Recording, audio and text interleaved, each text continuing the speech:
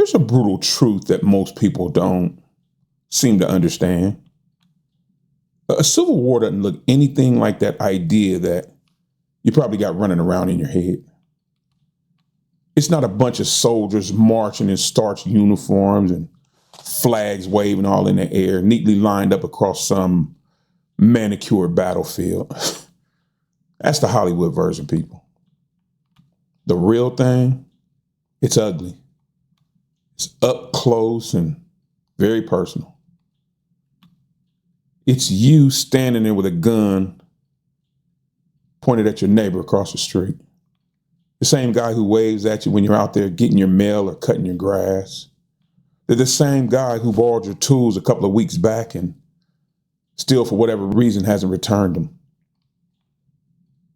That's the very same guy that you'll be aiming your rifle at. And people don't like to think about that part of it.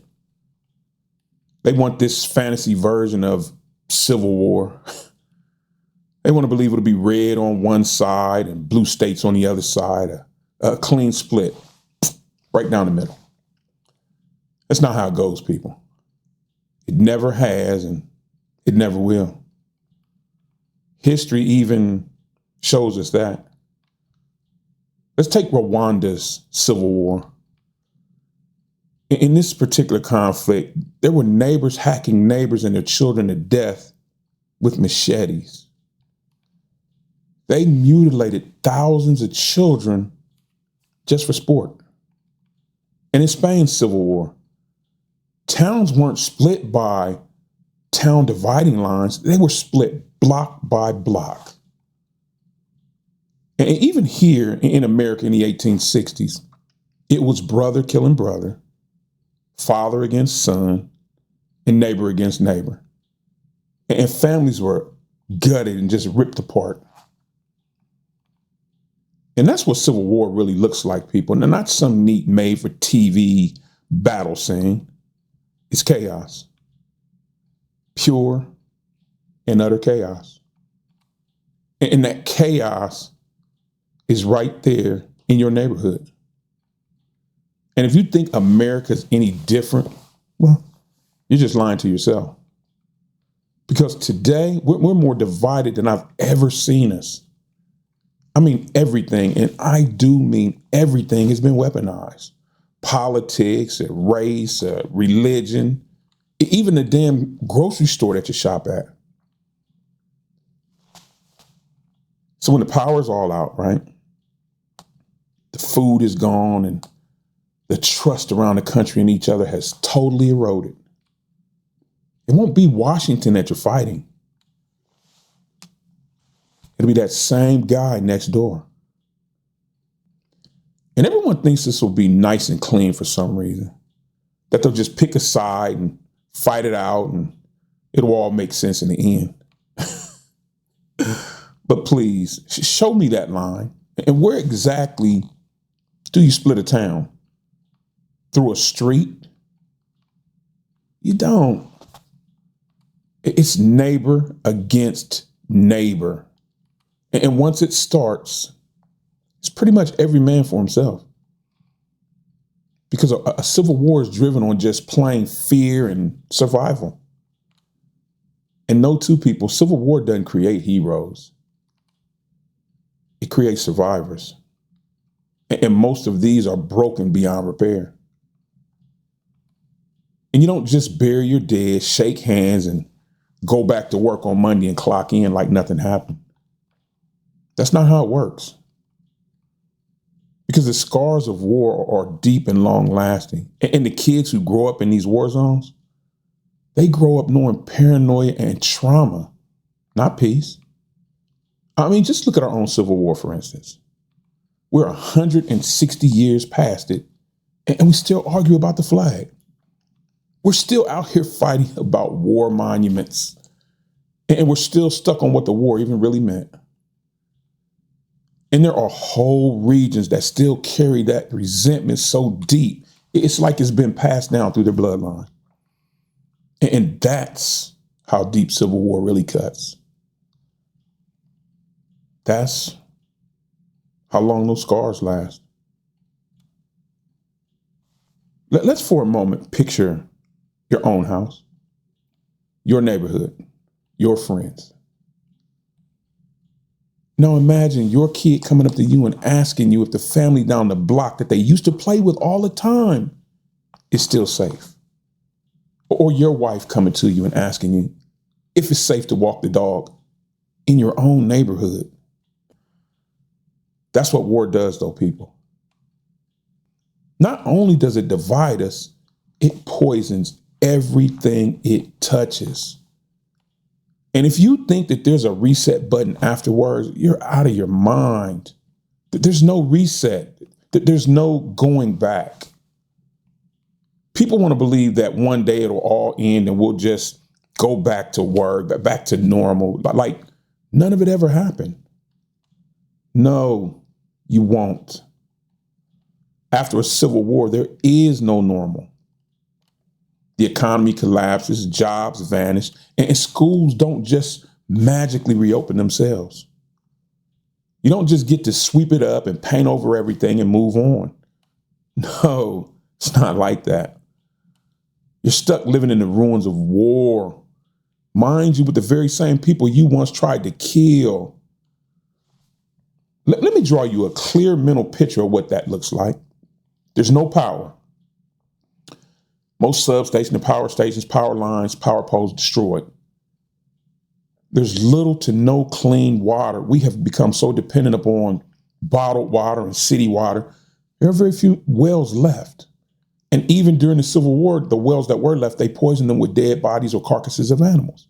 So I would expect that to happen. There's no gas. So there's no cooking unless you have wood, but wood will give away your location. There's no police or emergency services or fire services for that matter.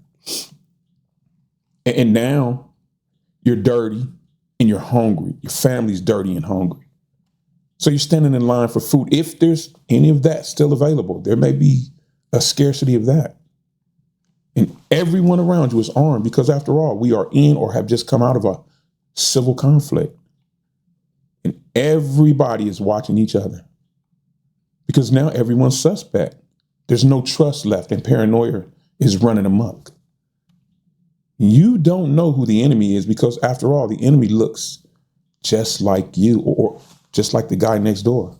And you don't know if that guy behind you, if he just wants to get food to feed his family or he wants your food.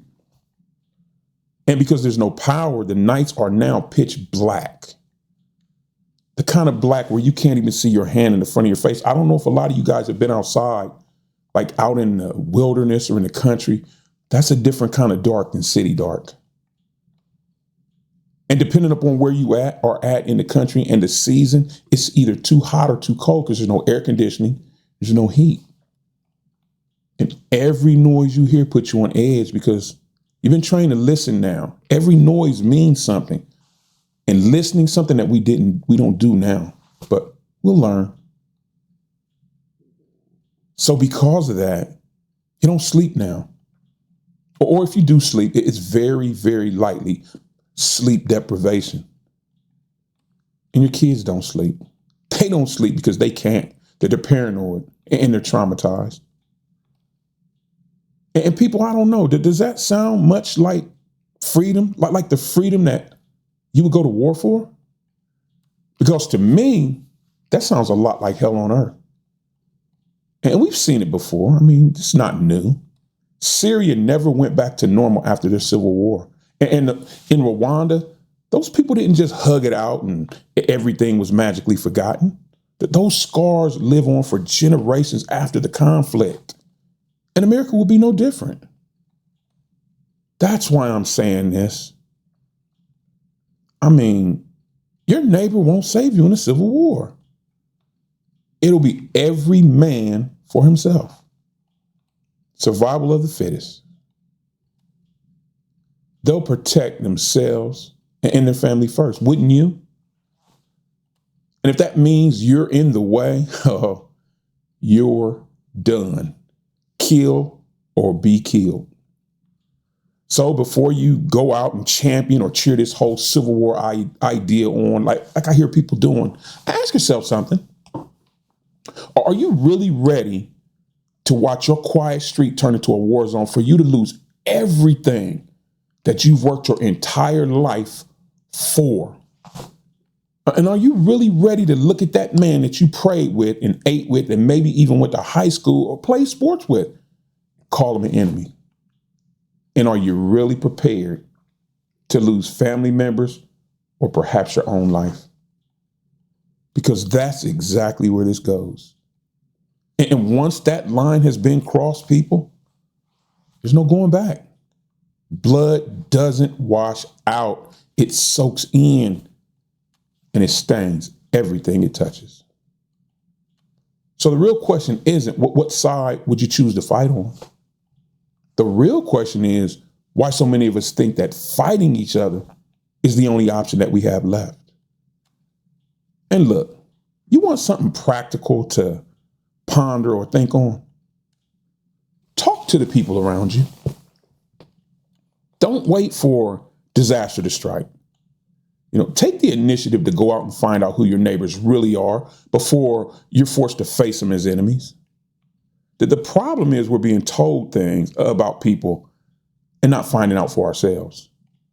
We're choosing to accept what we're being told as fact. And don't forget this. We still have control over how far this thing goes.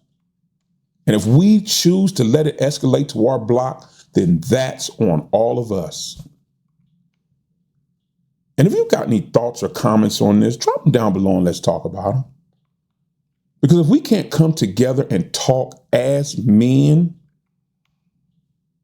then maybe we're already too far gone. So when conflict hits your block, don't expect any salvation. Don't expect it to come from across the street. Don't expect it to come from Washington. Because when it comes right down to it, nobody's coming to save you. Only you can save you. Unc's words of wisdom. Hey, take care of yourself and each other out there. I'll see you guys in the next one.